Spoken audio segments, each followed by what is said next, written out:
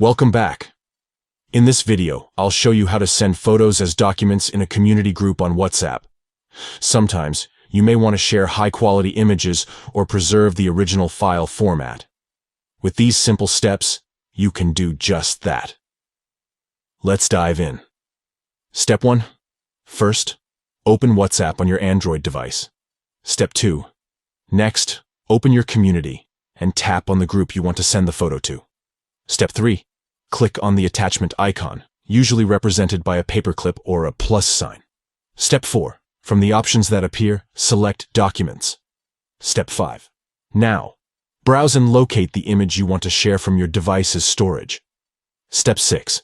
Once you've selected the photo, click on the send arrow icon to share it as a document. That's it. You've successfully sent a photo as a document in your community group on WhatsApp. This method allows you to maintain the original file format and share high-quality images with ease. Great job. Now you know how to send photos as documents in a community group on WhatsApp. Feel free to use this method whenever you want to share high-resolution images or preserve the original file format.